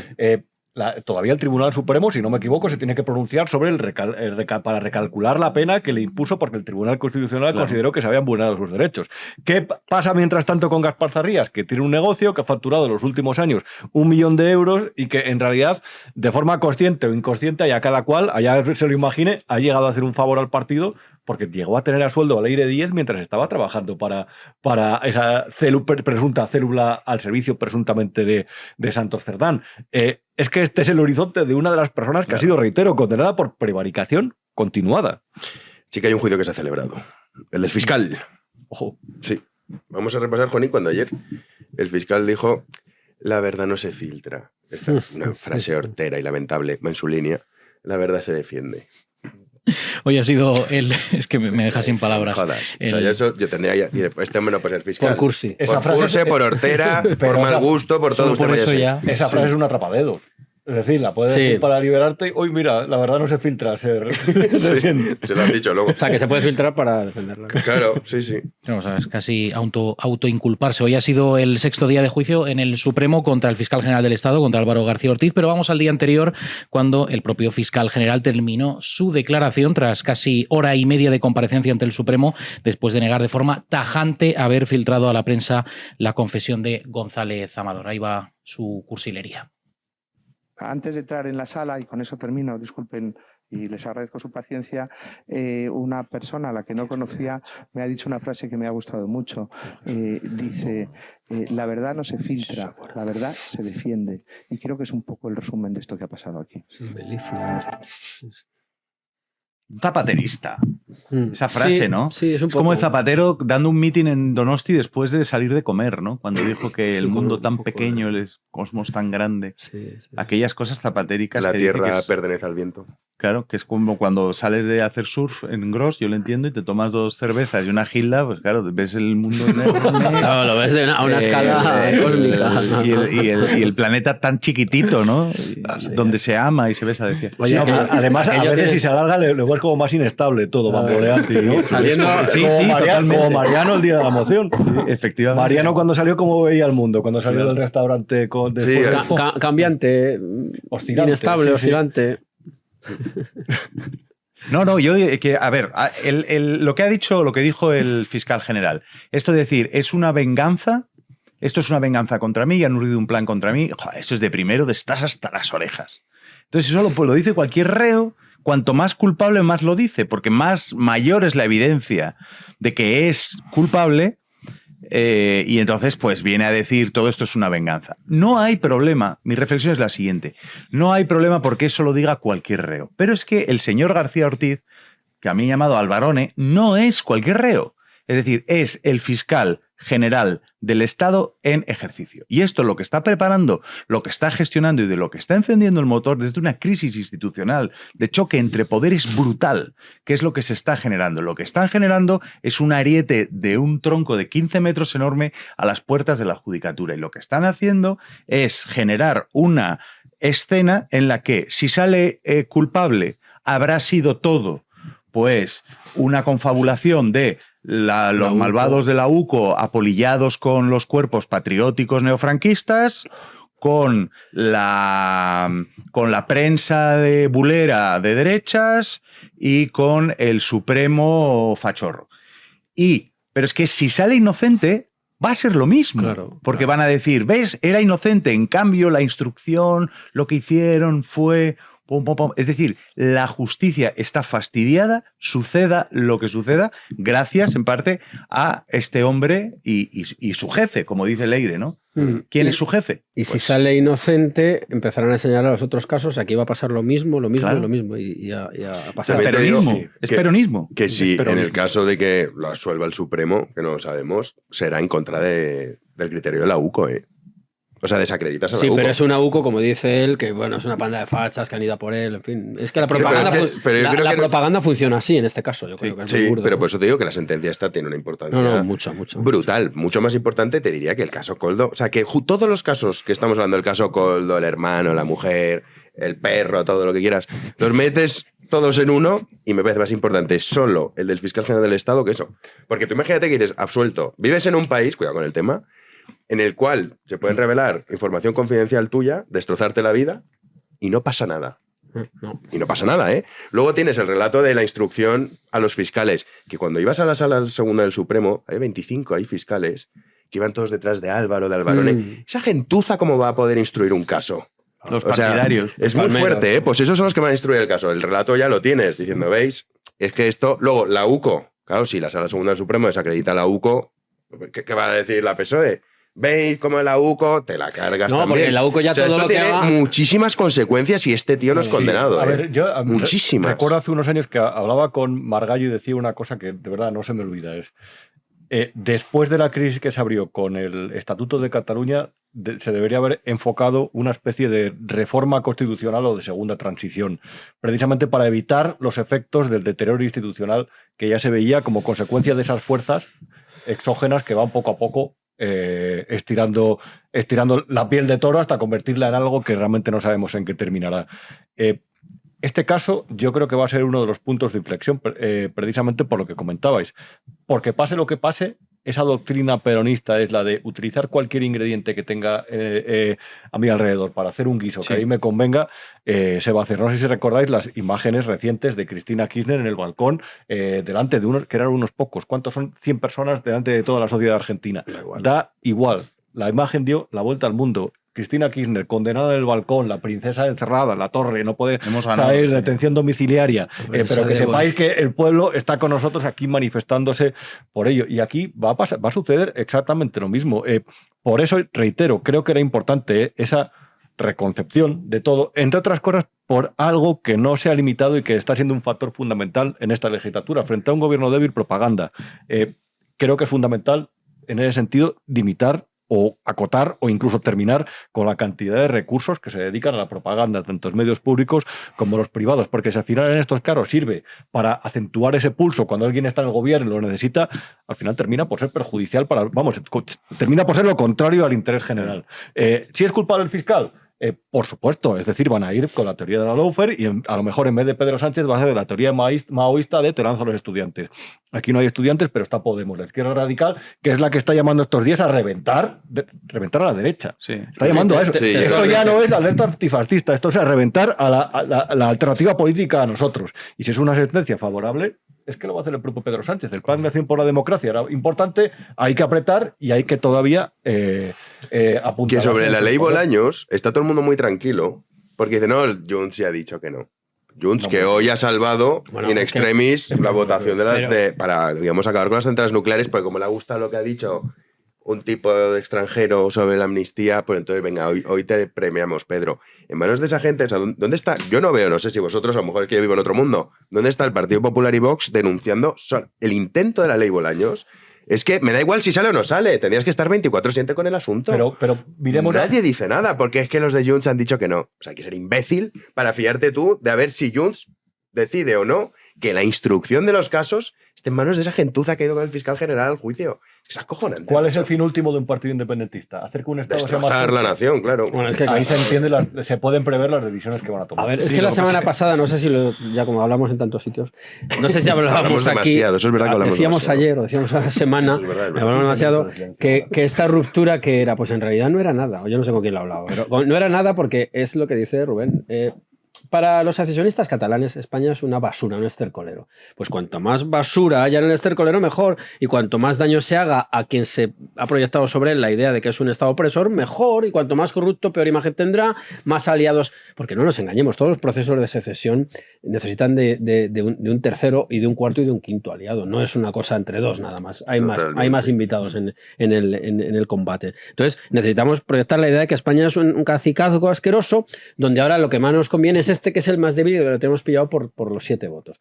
Y entonces se entiende que esa ruptura que escenificaron y que es de consumo interno, del Ebro para arriba hasta el departamento francés ese del que hablábamos antes, pues nosotros le hacemos pasar por el aro, pero sí, siempre y cuando no perjudique la construcción nacional, porque lo que no se puede negar es que los partidos secesionistas españoles tienen un plan. El que no lo tiene es el bipartidismo y otras alternativas quizá, porque siempre están en cuestiones coyunturales, pues a ver si llegamos al 27, a ver si hay alternancia, y ahí estamos.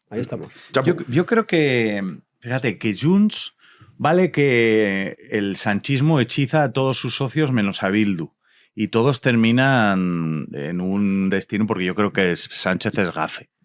Yo creo todos los que se han acercado a él, es verdad que han acabado fatal. ¿Salvo Bildu? Salvo Bildu, tienes todos han acabado mal. Que es el único acuerdo que no llegamos a conocer nunca, ¿eh? También hay que recordar.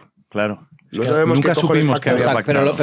Pero lo sacarán ellos por el desprecio que tienen hacia desde otro río para abajo a todos los demás. Lo sacarán como ha sacado ETA las actas cuando ha querido. Y por cierto, viene muy bien saber lo que se ha hecho en esos ambientes cerrados.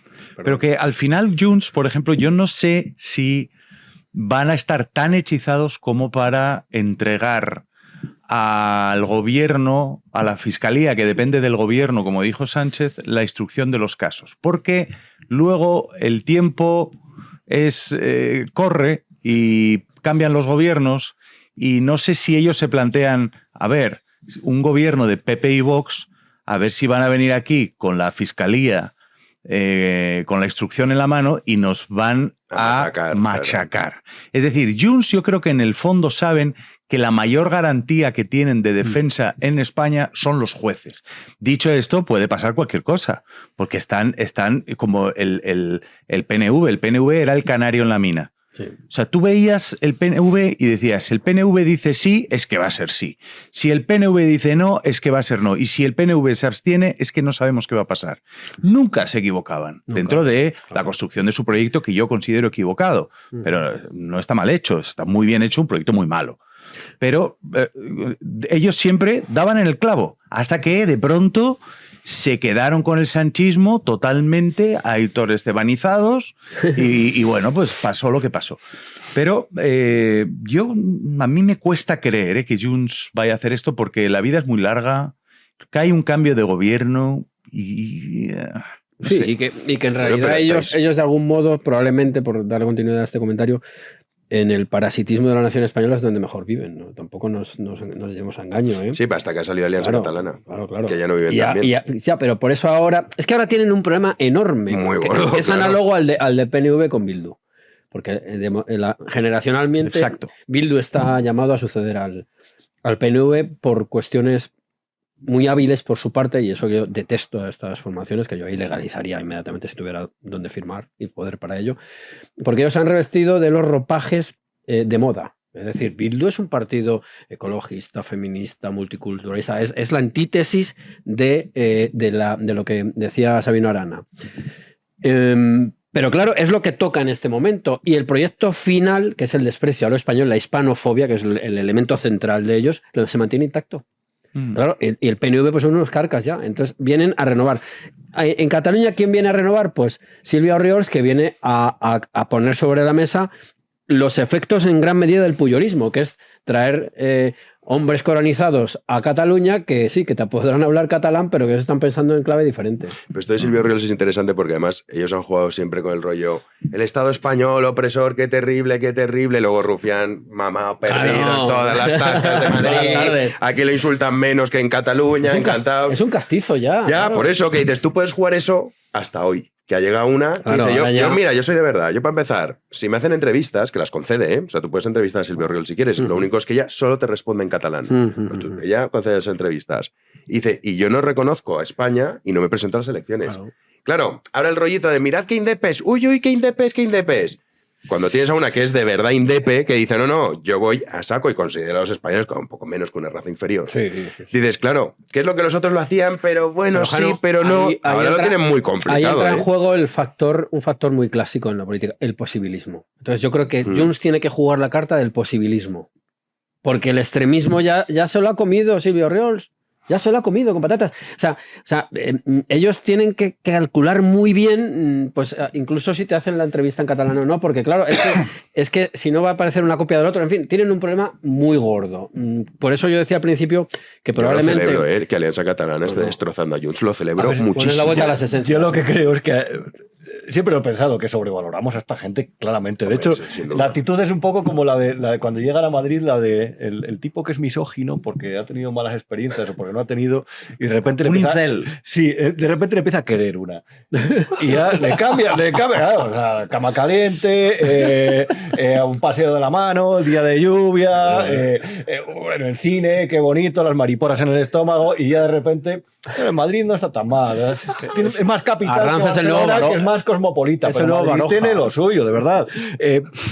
Y luego al final, en realidad están deseando echarse novia, aunque piensen lo mismo, de verdad. Y pongo un ejemplo muy bueno que lo describe Alandete en su libro, que es cojonudo, de verdad.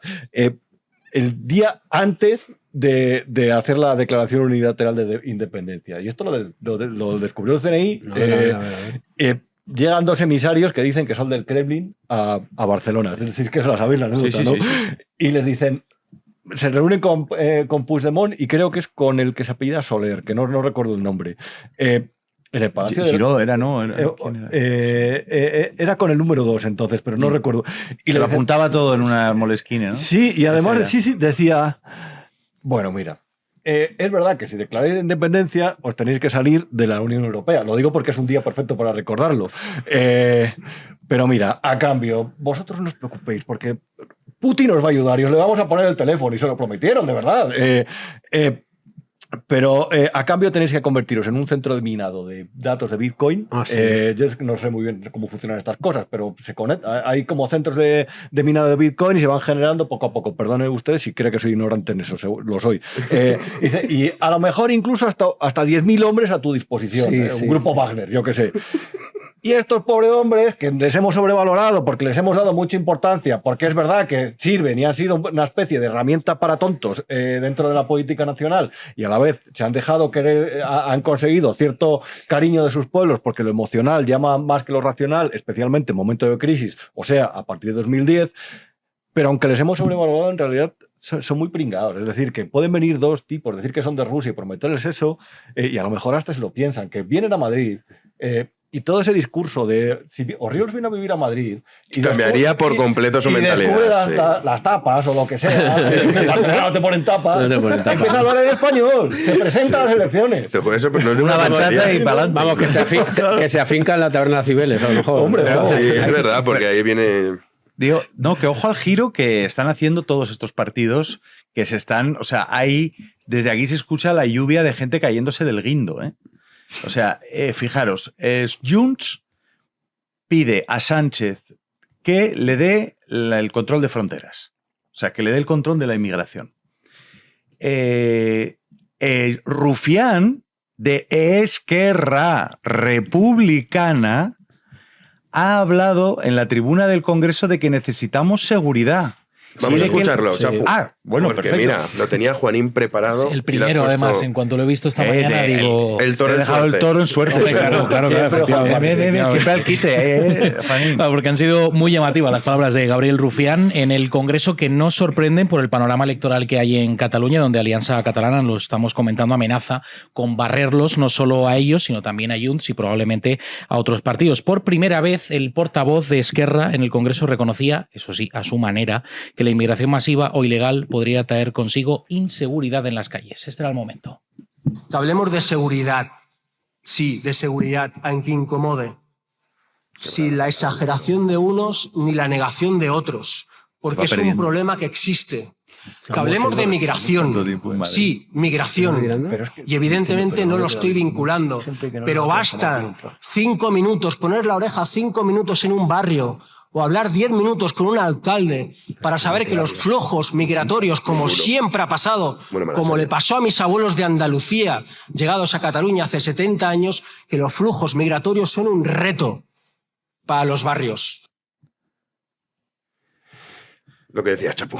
A ver, es que el fenómeno de Alianza... No, es que estas eran las declaraciones que dices, un tipo de la izquierda, de Esquerra Republicana, impensable, defendiendo la seguridad y a continuación hablando de inmigración diciendo no quiero relacionar las dos, pero las pongo una frase después de la otra, ojo la que se viene. O sea, lluvia...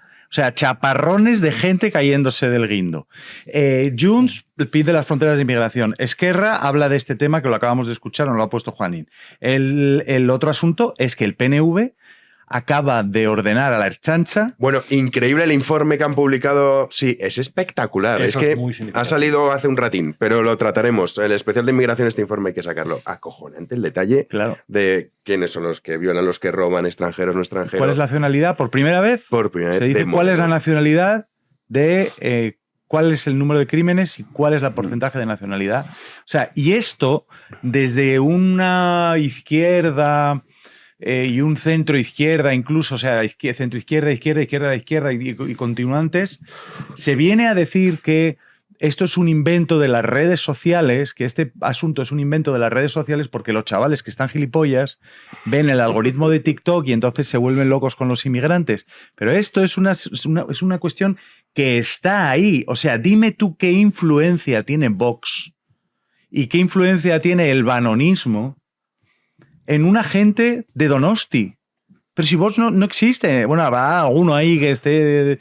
Pero no existe. ¿Qué influencia tiene por ejemplo, en Puente Baró donde se rodó el 47, barrio de Barcelona, barrio, o sea, quebradas, escarpadas, gente que se construyó sus propias casas, tal, la película, la película del 47, que es la película en la que hay un auto... sí, de Eduard Fernández. Eduard Fernández. Es una película que está... La conclusión es una conclusión a favor del PSC, pero retrata una historia que es muy ¿Cómo se omite interesante. el racismo con los charnegos? No se habla de eso, nada, en toda la película. Hecha por Mediapro, por cierto. Efectivamente. Y es una oda al PSC. Claro. Pero la historia del 47 y del barrio de Puente Baró es muy interesante. Y yo estuve en Puente Baró después de la película y es el sitio de Barcelona donde más ha crecido el voto de Vox. Claro. ¿Qué pasa? Que son los albañiles mayores de 70 y pico años que siguen currando con la jubilación y que siguen haciendo ñapas para sobrevivir. ¿Qué pasa? Que les está volviendo locos el algoritmo de TikTok. Pero tienes que mirar Europa. Lo que está cambiando los signos de los gobiernos es la inmigración. Sin duda. O sea, si es que esto, quien lo quiera negar... Hoy Ayuso salía en la Comunidad de Madrid. Sí, lo hemos visto. Vamos a escuchar ese corte que Juanín también lo tenía preparado. Y cerramos con eso un comentario. Porque es que es lamentable. Sí, un pleno bronco el de este jueves en la Asamblea de Madrid. Una de las polémicas ha sido por el tema de la inmigración. Choque esta vez entre el PP madrileño y Vox, de Madrid también, lógicamente. Isabel Díaz Ayuso llegaba a llamar a los de Abascal señoritos por el tema de la regulación o expulsión de estas personas, que alguien tendría que hacer, si no, ciertas tareas, sobre todo del hogar. Este era el momento. Y los ciudadanos, donde van, es donde hay oportunidades, evidentemente. Lo malo sería tener un efecto expulsión, porque digo yo que alguien tendrá que limpiar en sus casas, alguien tendrá que recoger sus cosechas y alguien, señoritos de Vox, tendrá que poner los ladrillos de las casas donde luego vamos a vivir todos los demás. Así que lo que hay que hacer es promover una inmigración vinculada al trabajo, ordenada, donde se cumpla la ley, la orden, las fronteras, que no son competencia de la Comunidad de Madrid, pero como siempre lo mezclan todo haciendo lo mismo. Al final tiene razón, que es verdad que no es competencias de la Comunidad de Madrid. Ahora, al principio, este argumento me parece de los más estúpidos que he escuchado para defender la inmigración masiva. Volvemos a la cuestión de la legalidad. Te vienen 50 millones, pero legalmente, y entonces, ok, no, pues no, yo digo no. Y luego aparte, ¿qué pasa? Que antes los españoles no limpiaban casas, no había las cosechas nadie las recogía, nadie construía. O sea, parece que son oficios que antes los españoles no los hacía nadie. Yo soy hijo de un albañil de Cuenca. Pero por eso te digo, o sea, así de claro. Yo te compro. Ladrillos. Yo te compro. Y es verdad que esto me falta muchas veces en el discurso que hay de la inmigración y el control, que pocas veces habla de los españoles que están en su casa rascándoselos y cobrando. Es que el tema es muy complejo, sí. No, pero esa pata también hay que tocarla. Pero es decir, no es que aquí que vengan a limpiar culos, hablando mal y pronto, porque es que el español no lo va a hacer. Oye, si hay un tío en español, ¿por qué estoy pagando un español que está sentado en su casa sin currar? Es que pues a recoger la cosecha o lo que toque, ya está. Como tengo ese concepto católico de todos somos hijos de Dios y nadie es diferente a otro, no me gusta considerar que el que viene va a tener que ser o pinche de cocina y no puede ser consejero delegado de una multinacional. Luego eso y todo aparte, lo contrario. Sí. Es que me parece un concepto completamente la inmigración de... En cualquier caso, celebro, con respecto a lo que decía Rufián anteriormente, que al fin la izquierda se haya dado cuenta de que si crecen partidos de derecha y de extrema derecha en Europa no es precisamente porque... no es por, como decía Chapu, porque de repente el algoritmo de TikTok vuelva loco al tipo que hace 12 horas al día y llega a casa a ver hormigueros y se mete a dormir, o este programa si es inteligente. Esto es porque han visto que en su barrio, y lo dice alguien que de barrio como yo, han sucedido una serie de cosas, de cambios que no les han venido bien, por gente que ha llegado y ha generado determinadas cuestiones que ni siquiera estoy hablando, no nos vamos a meter en el tema de la seguridad, estoy hablando de si incrementa la demanda y no incrementa la oferta de vivienda, la vivienda se encarece, blanco y en botella. No hay nada. 1 más 1, 2. Pero, y luego cosas como si hay un gobierno que está vendiendo que somos el cohete económico, y parece que no, pero es lo mismo, porque la gente de barrio se da cuenta, somos el cohete económico, pero esa gente cada vez tiene más dificultades para comprar lo básico, que es más caro, ya no digo para pagar el alquiler, para dar una entrada a un piso, esa gente al final se redirige hacia otras opciones políticas, no se ha vuelto loca, es que ha visto que en sus barrios las condiciones han empeorado, ni más ni menos. Y ese concepto clasista de la inmigración es absolutamente, de hecho, es iliberal. Eso que dice ese discurso es iliberal. Pero bueno, pues no sé. Es un discurso súper absurdo, además que parece estúpido por completo. Decir, como, a ver, ¿quién va a hacer estos trabajos? Pues oye, que antes los españoles no recogían cosechas. No, o sea, los españoles no pueden limpiar casas ahora, por lo que sea, no sé. O sea, ahora un español no puede dedicarse a eso. Es que es un discurso. Bueno, es que tener hijos, ¿no? Pero sí es verdad. O tener hijos también. Dice, es que no hay gente. Entonces, pues nada, pues que, oye, trae 50 millones, ve recolectando 50 millones por el mundo y los traes. Lo hizo Somos Francia. ya 100 millones. Lo hizo Francia. Guay, no ha salido bien. No, claro que no ha salido bien. Y te dice, no, pero mira el PIB. Que le den al PIB. O sea, que le den al PIB. A mí el PIB me da igual. Dices, mira, te traigo 50 millones. Uy, ¿cómo estamos creciendo económicamente? Digo, ya, ok, tío, qué bien. Francia es exactamente el futuro que nos... Ese crecimiento es muy complejo, se está financiando de con todas fondos maneras, europeos y con aparte que sí, eso está dopado. No, perdón, que no quería interrumpir a Rubén. No. Que de todas maneras, Madrid es un ecosistema en el que hay mucha inmigración que no se puede considerar inmigración. Y eso, pues igual es una opinión polémica, pero para mí, un colombiano o un argentino que no es español y viene a Madrid, pero que es un madrileño y es un español. O sea, es que... Uy, eso sí es verdad que genera polémica. Sí, pues, pero no podemos pretender que haya partidos que digan la hispanidad, somos todo esto, y de pronto, pero tú no vengas... O sea, quiero decir que ahí hay una... igual hay otro debate más largo. Sí, ese debate es muy bueno, que lo podemos hacer si queréis para el especial de inmigración, pero yo no estoy de acuerdo contigo. Pero al igual que, al igual que durante el éxodo rural se acompañó de construcción de infraestructura de todo tipo, viviendas, suministros, si ha incrementado el sueldo y la infraestructura, el censo y la infraestructura no ha mejorado, tenemos un problema y la gente de los barrios lo ve y reacciona, así es que es evidente. Sí, mira, pues ese tema de la hispanidad en todo su conjunto me parece súper interesante, porque yo no estoy ahí. Pero igual que muchos dirán, oye, aquí por ejemplo Iván, que es colombiano, dice, vale, si yo no estoy diciendo que no quiero a ninguno, es verdad que hay gente un poco loca, que es todos fuera. Hombre, todos fuera. No, hombre, la compatibilidad está ahí, pero el control también, claro. Claro, pero hay que conjugar compatibilidad. Pero yo le digo, con un ecuatoriano, imagínate un ecuatoriano, mañana le planteas, oye, que te voy a meter 25 millones de, yo qué sé, de chinos. Pues te dirá, pues no, cabrón. No, que sí. Claro, sí, o sea, es que siempre pensamos en, digamos, el que pierde, pero a él tampoco le gustaría que le hiciese eso en su país. Yo no conozco a nadie que diga, pues fenomenal. Pues no. Bueno, vamos a dar gracias a nuestros socios, que son los que nos permiten que vayamos a hacer ese debate de inmigración. Estás convocado, Chapu, que has convocado todas estas polémicas declaraciones. Muy bien, muy bien. Hemos sembrado. No, haremos, tú, Rubén, también estás en esa línea, ¿no? Yo tengo siempre dudas sobre ese tema porque me parece un tema muy complejo. Sí, es que es complejo, Es que no entiendo la política migratoria, sinceramente, en general.